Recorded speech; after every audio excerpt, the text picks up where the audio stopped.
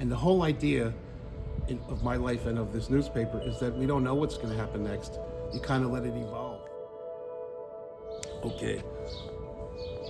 I guess you might say it started when I was a little kid. I used to love to go to the public library in Queens, where I grew up, and look at microfilms of old newspapers, first to see box scores from the 1930s and about baseball games. And then later on, I started getting interested in some of the articles that would be in the paper. And I've always been fascinated by, in those days, it was a microfilm of newspapers. My other big thing was I love radio. And I grew up listening to Gene Shepard on the radio in New York. And when I went to college, that's all I wanted to do was to be on the radio station. And I actually was on the radio station. Then I was on a regular commercial station. I did a progressive rock music show.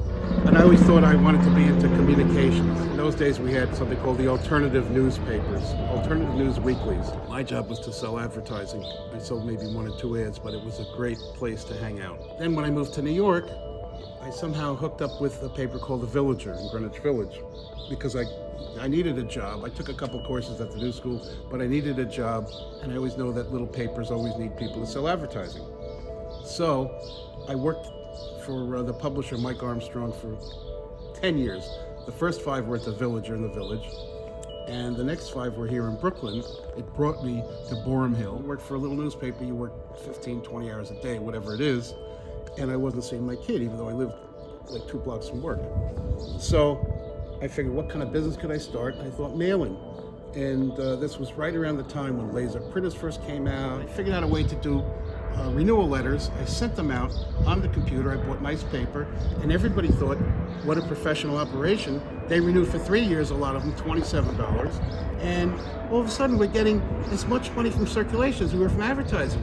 But I always had newspapers in the back of my mind because I kind of really, that's what I did. Started really falling in love with Walter Lippmann, who was a journalist from the 1920s and 30s and 40s and 50s. Yeah. And he used to have a little dinner at his place, or they had a rotating dinner with like Winston Churchill, all kinds of people. Once a week they would get to talk. And I said, you know what, that's a good idea. Have dinner parties. So the business grew and grew, and in 2010, I was on Court Street. First I was on Flatbush Avenue, then I moved to Court Street, where the Court Street Grocers is now.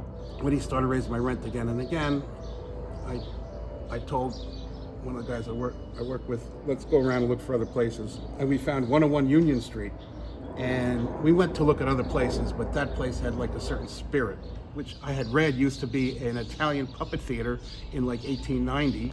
There were 6-foot puppets, and they had a stage there. And I had just started playing drums with with some friends of mine. And I said, you know what? I could put a stage back there. Somehow, in retrospect, I got inspired by the space, by having a big space. In New York, you're stuck in small spaces a lot of times. And I started a new band. We started having weekly jams from the neighborhood. It was like pretty legendary. It preceded Benny. Like after we left, we went to Rocky's for a while, and then Benny came in, and Benny started doing his jams in the basement. I don't know if he still does it, but some of the people that came to me would go to him.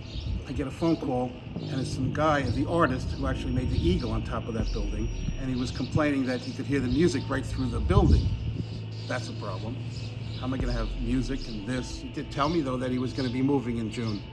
So I went to Galliano and I said, listen, I'd like to take that space because I need the whole space. So I'm thinking, like, how the hell am I gonna be able to pay that extra rent? And he's in real estate. I figured maybe I could do mailings. I could give him some real estate mailings for free or as part of the rent. Maybe he knows a lot of people. Maybe we could do like a flyer, put his ads on one side and put ads on the other side. And then finally I said, you know what? If I'm gonna do that, I might as well do a whole newspaper. And I put up this little plan. I went to him and he loved the plan. What was it called? The Red Hook Star Review.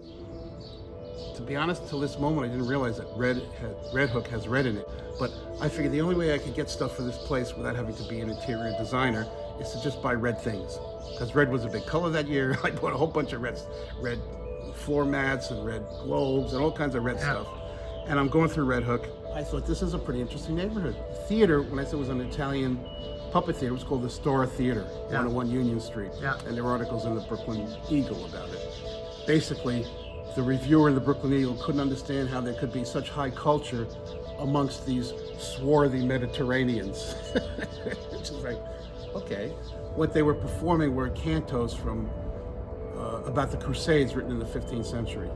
And they would do one canto a day, and people would just come there and smoke their pipes and have their stilettos, according to the article. I'm thinking, oh my God, that's right here. And when I built the stage, I didn't know anything of it.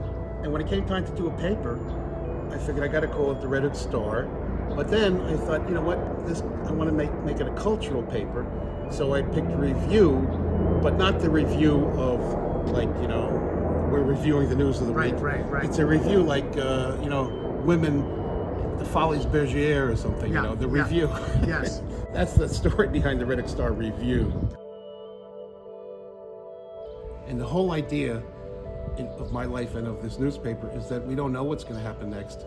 You kind of let it evolve. I thought that I was going to slowly disintegrate into the sunset, because who reads papers? We never know.